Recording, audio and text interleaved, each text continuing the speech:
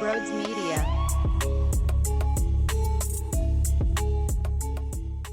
What is going on, everybody? Welcome on into Sports Talk with Brodes, Sunday morning, and we're talking about a loss to the Boston Celtics. And you already know where I'm leaning, right? If you listen to the show, you know that I have my sky cam view and then also the breakdown on what this team needs to fix, because there's obvious holes within this squad right now when Joel Embiid goes to the bench, who Tyrese Maxey is, because he's nowhere even close to the Tyrese Maxey that we need. So there's a lot here, right? But at the end of the day, my sky cam view is this team went toe-to-toe with the best squad in the East, and it was a coin flip game. That was nuts, okay? And by the way, the Wells Fargo Center, that place lost its mind when Joel Embiid took the three-quarter court heave at the end. That hit nothing but back iron. Like, that was a swoosh. Nothing but back iron. I couldn't believe it. I was pumped. I was hyped up. It was a good day for me. I took the wife down. We had a good time. We hung out. So I had a different experience. I didn't watch it on the broadcast. I didn't get the replays and all that. I enjoyed my time, had a couple Miller Lights, had myself some food. I was stuffed. It was great, but at the end of the day, the Sixers lost, which made it painful. I'm not going to overreact. The Celtics have the Sixers number. That is true. I don't now hate this team. I don't think this team stinks. James Harden and Tyrese Maxey and the guard play was problematic. If Tyrese Maxey plays 3% better, I think you win that basketball game. All I'm asking for is 3% better. He's so lost that I watched him come around the perimeter with the basketball, have a big opportunity to take a shot wide open. Instead, he hesitates. He passes it off to James Harden, who was then forced to take a mid-range jumper by the baseline. And I'm like, yo, dude, Tyrese, that's your job right there. Your job is to execute and take that shot. But he's just not feeling himself. I don't know what you do with him because he's not playing good enough to enter the starting rotation. At the same time, the bench stuff isn't panning out. And I'm not blaming Doc for that. I'm not blaming Doc for this loss either, by the way.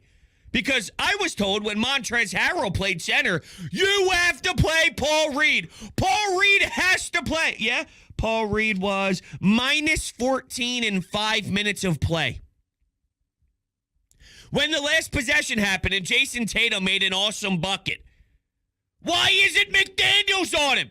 You have to put McDaniels on him. He's great at defense. McDaniels was minus 23. Minus 23. The guys who you needed to step up, other than Joel Embiid and Tobias Harris and P.J. Tucker, because P.J. Tucker balled. In the second quarter, he had double-digit rebounds. He even made some shots from the perimeter, too. So I thought P.J. Tucker showed a little bit of work. Tobias has been playing well since, obviously, what he did against Memphis, too, coming off of the All-Star break. So it seems like he's finding his rhythm. I'm not worried about James Harden long-term. It definitely wasn't his best night. But I know James Harden is great. And he's played great basketball basically all season long when he was healthy. Maxey's the X factor right now. And it's on Maxey to dig deep. Now, he's a young player. He's very raw. It's not easy to overcome adversity in this league, and he's been open about it. He said, I had a tough week. I was talking to my family, and that's the type of stuff you need to do. But he's clearly right now not the Tyrese Maxey this team needs. If Tyrese Maxey's balling like he was last year, the entire squad is different. You win against the Boston Celtics. I was saying if you get 2 or 3% more, you probably win this basketball game. But I'm talking over the long haul. If Maxey was generating the offense that he was last season, I mean, this team's in a different tier. And I think this team's at probably the second tier. Because I don't think they're on Boston's level.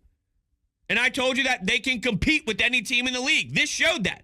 I think Boston's better, but this showed you that this team is right there. It's not as if the Sixers couldn't do anything against Boston. Now, I was pissed watching Al Horford in the third quarter. My God. And then, of course, he even comes up later with the large three. Disgusting, especially after the first half he had. Derek White made some shots. Their players stepped up, even if it wasn't their best day, because Tatum wasn't grooving for all 48 minutes. But what happens to the Sixers when Joel leaves the floor? It's year 75, and we're still having that same conversation. George Niang getting torched by Jaylen Brown. You try to go Harden plus bench. That doesn't seem to work. It's irritating. It's frustrating. That's why I have two levels to this. One, I'm not panicking. I tweeted this out as I was walking from the stadium to my car. Wow, unbelievable game. Couldn't believe that shot went in by Joel Embiid. My takeaway, though, is the Sixers can compete with this team right here. They can compete. They're right there. Now, competing's not enough. Like, you need them to get over the hump. I'm not telling you I'm satisfied with them losing. I'm not. But it's this team sucks. Stock has to go. They never, ever, ever will figure it out. They might even lose earlier than we thought in the playoffs.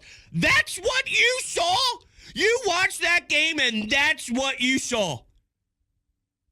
I don't get it. Those were two of the best teams in the NBA going head to head. And then the Celtics, who is the first place team in the Eastern Conference, found a way with the big shot. But Joel getting the ball in the post, 10 seconds to go, gets fouled, earns the charity stripe, knocks down both for 41. I say this all the time. When you have the superstar, you're always in it. From there, there's things you have to figure out and put the pieces together. The puzzle is not complete. But if you have Joel, that's the start of it all. And I think that he did some great things out there. If these two teams were to ever meet, vision, finding guys, Tobias Harris with a cut, because when you have to put two guys on Joel Embiid, it opens up the floor.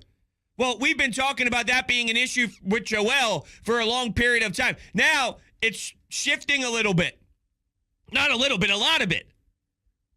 But if Boston wants to throw another guy his way, and he's seeing the floor very well, and he's getting his teammates the ball, well, it makes that decision a little bit more difficult, right?